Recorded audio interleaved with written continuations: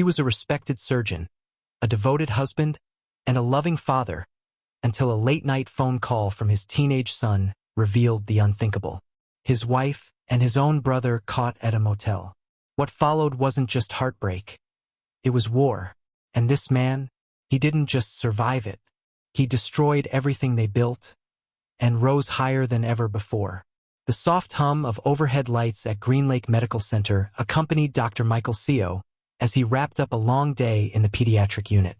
The halls, once filled with the sounds of hurried steps and beeping monitors, now rested in an eerie quiet. Michael, a seasoned pediatric surgeon known for his calm under pressure, reviewed the final patient chart for the night, his mind already drifting toward the peaceful evening he'd planned. Dinner with his wife Angela, and maybe a short film with their son Ethan. Just as he stepped into the elevator, his phone buzzed. Seeing Ethan's name flash across the screen, he answered immediately, concern already creeping in. His son's voice cracked with emotion, barely able to contain what he had just witnessed. Michael listened, frozen, as Ethan recounted a sight that would unravel everything familiar. Angela and Michael's younger brother Brian, seen together at a roadside inn in a neighboring town, their behavior unmistakable. The words felt distant, dreamlike. Then the video arrived. Michael watched it in silence, his back pressed against the elevator wall for support. The footage was grainy, but the people in it were clear. Angela, laughing as she fumbled with the key to a motel room. Brian, close behind, unmistakably intimate in his movements. They disappeared into the room and the video ended. That brief, silent image said more than words ever could. Despite the ache in his chest and the rising nausea, Michael forced himself to breathe deeply. Ethan's voice on the other end was strained with guilt and fear. Michael steadied his tone, assuring his son to come straight home. The pain of betrayal was immense, but his priority was Ethan. His emotional well-being, his safety, his innocence lost too soon. When the call ended, Michael didn't allow himself to collapse. He made a call to a trusted colleague, Dr. Daniel Yoon, requesting urgent coverage for the following day. The nature of the emergency didn't need explaining. Not now. There would be time for that later. Dr. Yoon agreed without hesitation, understanding from Michael's voice that something irreversible had happened. The drive home felt longer than usual. Rain had started to fall, blurring the windshield and matching the turmoil inside him. As Michael turned onto their quiet suburban street, he felt the weight of the world pressing against his chest. The house, once a place of comfort, stood ominous in the rain, a symbol now tainted by betrayal. Inside, Ethan paced the living room, pale and visibly shaken. At the sight of his father, the teenager broke into tears, collapsing into Michael's arms. Michael held him tightly, grounding himself in the only thing that mattered now, the bond they still had. They sat together in silence for a time. The house around them echoed with absence and deceit. When Ethan was able to speak again, he explained everything. The shift in Angela's behavior, the way she guarded her phone, Brian's increasing presence at the house during Michael's long shifts at the hospital. Ethan had noticed the change and, concerned, had followed his mother that evening. What he saw confirmed the worst. Michael listened carefully, his expression unreadable but his heart fracturing with every word. He reassured Ethan that none of this was his fault, that having the courage to tell the truth was an act of strength, not betrayal. Later that night, when Ethan had fallen asleep on the couch, emotionally exhausted, Michael sat alone in his home office. His fingers hovered over his phone for a moment before he dialed. The line connected with Jose Farley, an old friend and a formidable divorce attorney. Without needing to ask many questions, Jose sensed the gravity of the situation. Michael spoke plainly, recounting the events of the evening. His voice remained composed, but the undercurrent of pain was unmistakable. Jose's tone softened. "We'll take care of it," he assured. "Whatever it takes, we'll protect you and Ethan. She and Brian won't get to rewrite the ending." As the call ended, Michael stared at a family photo on his desk. A happy image, smiles, arms wrapped around each other, taken just 2 years ago on a beach vacation. He turned the frame down, face flat against the wood. That version of life, that illusion, was gone. The storm outside intensified, wind tapping against the windows like a reminder that change had arrived, whether he wanted it or not.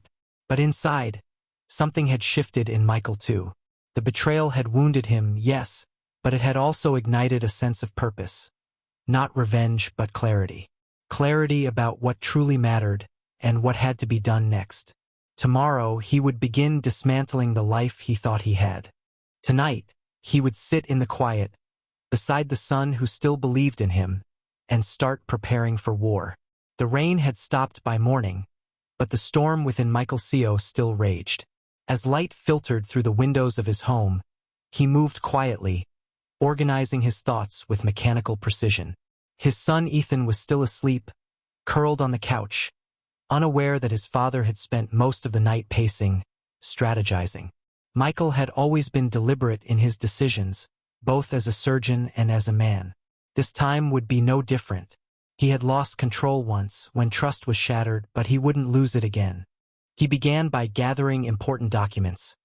Marriage certificates, property deeds, financial records. Everything that tied him to Angela he laid bare. Every bank account they had shared, every asset they had accumulated. It was time to dismantle the foundation of their life together, piece by piece. His next stop was Clearway Federal Bank, where he had handled all his finances since his residency. He walked through the glass doors just after opening, a man with purpose. Jose Farley met him in the lobby, briefcase in hand, eyes sharp behind thin-rimmed glasses. Inside the branch manager's office, Michael's voice remained calm. "I need to dissolve all joint accounts with Angela Seo immediately," he said. There was no anger in his tone, just quiet resolve. The bank manager, sensing the seriousness of the situation, complied quickly. Funds were redirected into a secure account under Michael's name only. Jose ensured that every step was documented, clean, legal, irreversible. When it was done, Michael sat for a moment, staring at the newly printed paperwork. This was more than just a financial transaction. It was the first tangible severing of a life he thought would last forever. From the bank, they drove directly to the offices of a real estate broker Jose trusted. The family home, inherited from Michael's parents and filled with years of memories, was next on the list. It had become a monument to a lie, and he refused to live beneath its roof another day longer than necessary. Sarah Lim, the broker, listened attentively as Jose gave a brief overview. She offered her condolences but quickly moved into action, understanding that speed and discretion were essential. The house would be listed within 48 hours. As Michael signed the papers to begin the sale, he felt a strange mixture of sorrow and relief. The home had once held laughter, Ethan's first steps, holiday gatherings. But now it was a reminder of late-night texts and hidden meetings, the backdrop for secrets he hadn't seen forming around him. Meanwhile, Ethan had sought refuge at the Talbots' residence, the home of his closest friend, Josh. Linda and Henry Talbot had welcomed him like a second son. Their kitchen was filled with the comforting aroma of breakfast, but the weight in Ethan's chest refused to lift. "I just don't get it," he whispered to Josh. "How do you even look someone in the eye after what she did?" Josh, usually quick with a joke, was unusually quiet. "I don't know, man, but your dad, he's doing everything right. My dad says most people would lose it after something like this." Judge Henry Talbot entered the kitchen then, placing a reassuring hand on Ethan's shoulder. "Your father's a good man, Ethan. He's showing strength not just for himself, but for you too. And you have a whole community behind you. Don't forget that." Back across town, Michael received a call from the accountant who handled financials for the family-run charity Angela and Brian had helped manage. What began as a simple inquiry turned dark fast. "There are irregularities," the accountant said. "Funds missing from the education initiative.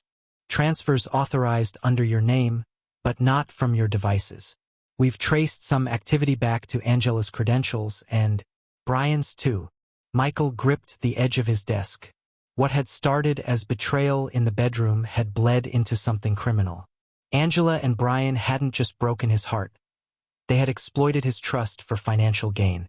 He ended the call and immediately contacted Jose. "This isn't just about infidelity," Michael said, his voice cold. "They've been stealing from the charity."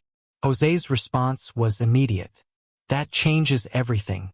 We're not just talking divorce now. We're talking criminal prosecution." Michael closed his eyes for a moment. There had been a time when he would have protected Angela from scandal. A time when family meant unconditional loyalty. But that time had passed. He was no longer defending what once was. He was protecting what remained. By the time he returned home that evening, Ethan was waiting, standing in the living room, his face pale but steady. "What happens now?" Ethan asked. Michael placed a hand on his son's shoulder. "Now we protect what's ours. And we move forward, together." They stood in the silence of a house that no longer felt like home. The divorce proceedings had begun. The financial cords had been cut. The truth of Angela and Brian's theft was now part of a growing legal case. But amid the ruin, Michael and Ethan had each other, the one bond that had not been broken. As the sun dipped below the horizon, casting long shadows through the house, Michael realized that this wasn't just the end of a marriage. It was the beginning of something new. A life built on truth, resilience, and the quiet strength of a father and son who refused to be destroyed. The following days unfolded like chapters in a slow-burning novel, each moment etched with tension, revelation, and the beginning of something resembling renewal. Michael Seo, once anchored in a life he believed to be unshakable, found himself treading unfamiliar ground.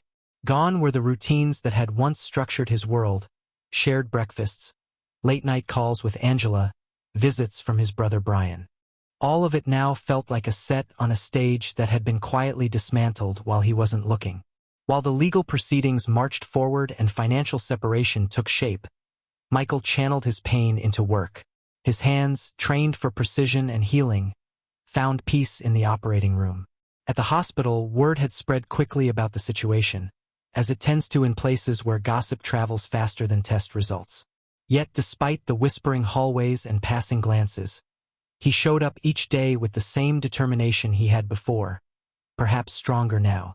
Some colleagues kept their distance, unsure of what to say, but many offered subtle gestures of support. A reassuring nod, a warm smile, quiet respect for a man who was choosing dignity over chaos. Dr. Edwin Yoon, his longtime colleague, pulled him aside after a difficult procedure one afternoon and spoke plainly. "You're doing more than surviving this. You're redefining what strength looks like." At home, Ethan navigated a different battlefield. High school had always been a challenge, but now it came with an additional layer of unwanted attention. Whispers followed him through the hallways, fueled by fragments of adult conversations overheard and passed on. But Ethan refused to shrink under the weight of it. He held his head high, echoing his father's quiet strength. One afternoon, his English teacher, Mrs. Patel, approached him after class. She had heard enough to know the truth, though Ethan hadn't said much. "I just wanted to let you know," she began gently. "We've started a peer support group for students going through family issues. You might be a good fit, not just as a participant but maybe even as a leader." Ethan hesitated. His instinct was to retreat, to protect his pain behind silence. But something shifted in him. If he had endured what he had, maybe others could benefit from hearing that survival was possible. "I'll think about it," he replied. And he did. Later that evening, while helping his father prepare dinner, he brought it up. Michael listened attentively, slicing vegetables with methodical ease. "If it feels right to you," he said, "then I think it's something worth doing." The bond between father and son had always been strong, but in the absence of Angela and Brian, it took on a deeper quality, a kind of unspoken agreement to stand together against the world. They cooked meals together, sorted through old boxes, and quietly carved out a new rhythm for their lives. Linda Cho, Brian's now estranged wife, had also begun to rebuild. Her silence in the weeks after the exposure of the affair had been understandable. But when she finally called Michael, her voice was calm, her words measured. "I just want to thank you," she said simply, "for being honest, for helping me see the truth, even when it hurt." They met once, over coffee at a quiet spot downtown. It wasn't romantic. It wasn't dramatic. It was two people, battered by the same storm, recognizing in each other a kindred resilience. They spoke about the betrayal, about the grief, and about their children. Then they parted ways, not necessarily friends, but something close. Survivors, perhaps. Meanwhile, the investigation into the financial irregularities had gained momentum. Jose Farley worked tirelessly with the authorities, gathering documentation and quietly building a case that stretched further than either Michael or Linda had anticipated. There were whispers of offshore accounts, falsified invoices, and personal indulgences funded through charitable grants. Angela and Brian had gone silent, their legal representatives doing most of the talking now. Attempts to reach Michael directly were ignored. He had no interest in hearing their excuses. For him and Ethan, the past was no longer an open wound. It was scar tissue, firm and instructive. The community responded with more warmth than expected. Friends, colleagues, even neighbors began offering support, not in grand gestures but in small, consistent ways. One dropped off groceries. Another offered tutoring help for Ethan's upcoming biology midterm. The kindness wasn't loud, but it was deeply felt. At the hospital, Michael was asked to mentor 2 new residents. He accepted, realizing that guiding young minds gave him a renewed sense of purpose. For the first time in months, he saw beyond the immediate pain, toward something that resembled hope. Ethan, too, embraced the peer counseling program. He spoke to younger students about resilience, never giving too many personal details, but enough to help them feel less alone. His grades, already solid, improved. He became someone others looked to for quiet leadership, a reflection of his father's strength.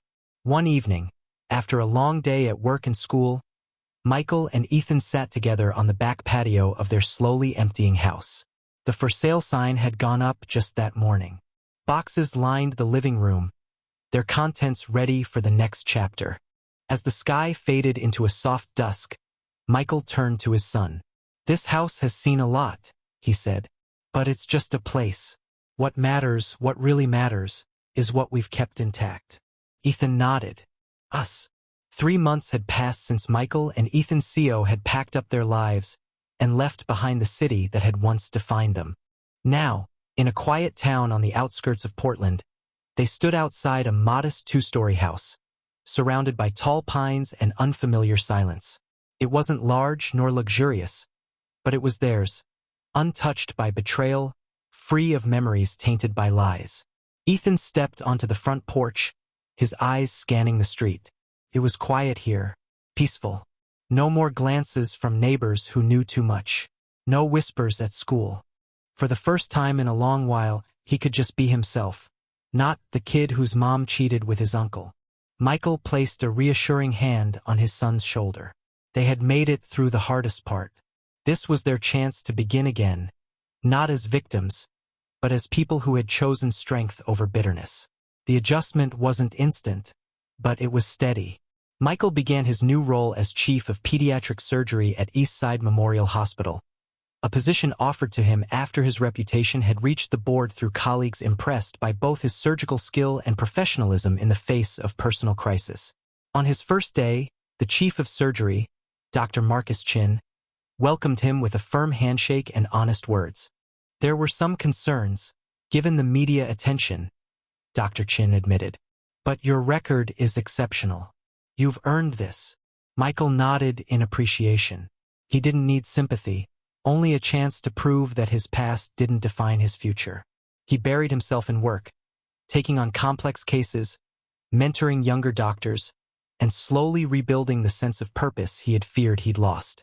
Back home, Ethan began his first semester at Roosevelt High School. To his relief, no one knew about the scandal.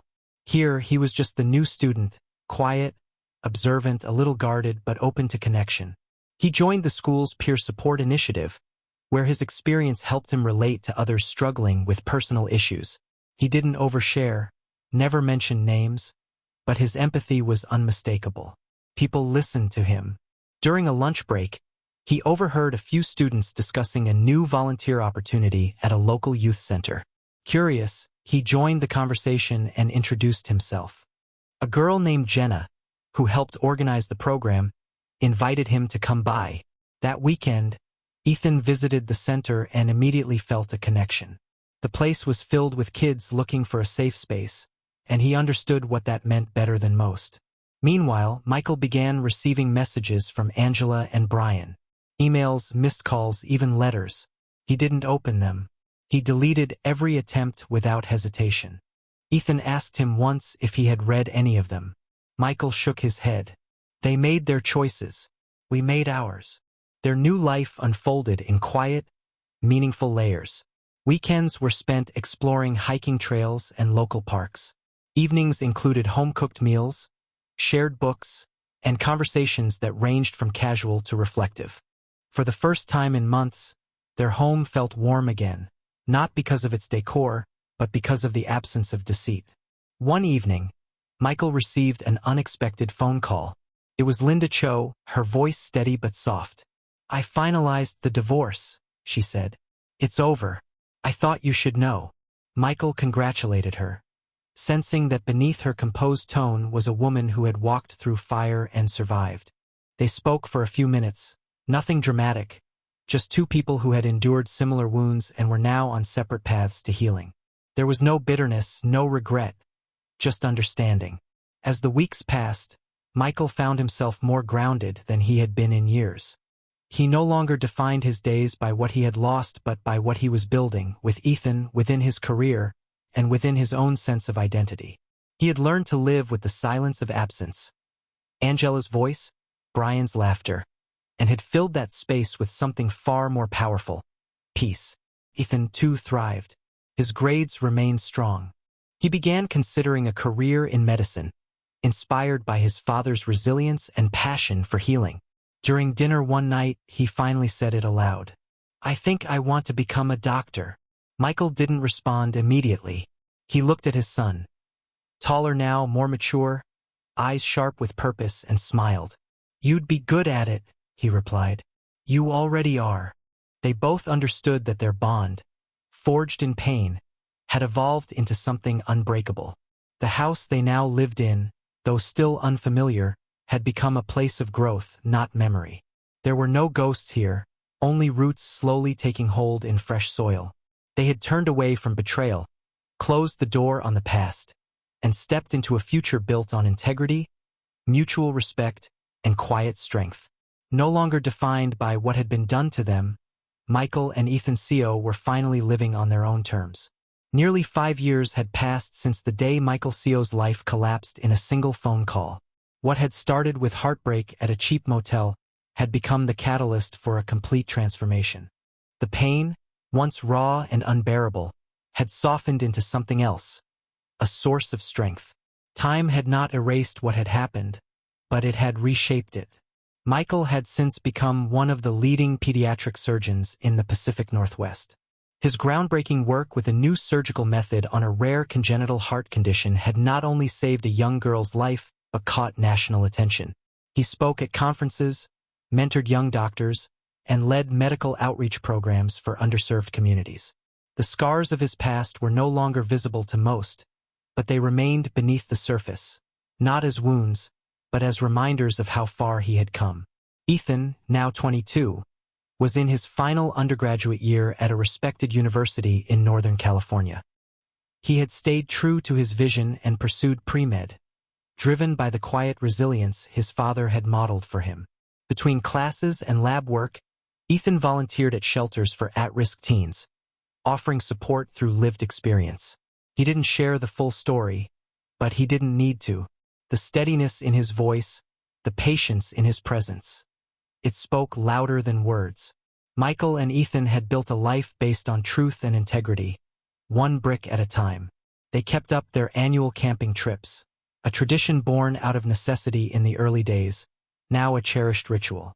In the solitude of the woods, without reception or distractions, they talked about everything and nothing. It was there that they remembered not what they'd lost but what they had protected. As for Angela and Brian, the consequences of their actions had finally caught up with them.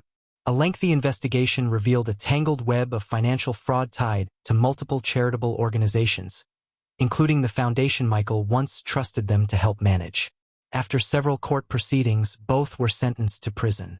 Angela received a 15-year sentence. Brian, as the orchestrator, was sentenced to 22 years and permanently lost his medical license. Their names had become synonymous with deception and scandal, and those who once considered them respectable now kept their distance. Michael never visited them, never responded to their letters, and never allowed them to interfere in Ethan's life again. The chapter was closed legally, emotionally, and spiritually. In contrast, Michael and Ethan had formed bonds that became even stronger than blood. The Talbot family, Henry, his wife Elaine, and their son Josh, had become a constant in their lives. Holidays, birthdays, and long weekends were often shared between their homes. The Talbots never once treated Ethan like a burden or Michael like a broken man. They simply offered support without conditions. Linda Cho, now several years past her own divorce, had settled in the same city. She had reinvented herself as a counselor for victims of financial and emotional abuse. Her experience gave her a unique ability to connect with clients who felt lost and manipulated. Though she and Michael never pursued anything romantic, a strong, quiet friendship blossomed. They met regularly to discuss advocacy work and charity initiatives, often co-hosting fundraisers to support shelters and awareness campaigns. One warm spring evening, Michael hosted a dinner at his home, something simple, yet meaningful. Around the table sat Ethan, home from university for the weekend, Josh Talbot, now studying law, Judge Henry and Elaine Talbot, and Linda Cho. The conversation was light, laughter easy. It felt like a celebration not of something specific, but of everything they had survived and rebuilt. At one point, Linda stood and raised her glass. Her words were simple but weighty. To the family we choose, and to those who never let us fall. Glasses clinked softly. Michael looked around the table, his eyes resting on Ethan, the boy who had once wept in his arms, now a man with fire in his eyes and a future he had fought for. He felt no bitterness anymore, only pride, only peace. After dinner, as the evening cooled, Michael and Ethan stepped out onto the porch. "They tried to break us," Ethan said, almost to himself. Michael nodded, his voice low. "But they failed." They stood in silence for a long moment, watching the stars come out. Neither of them said it, but both understood the same thing. The worst day of their lives had also led them to the most meaningful one. They had turned betrayal into purpose. They had chosen healing over hate. And in the process, they had proven that no matter how far one falls, there is always a way back, especially when you walk the road together.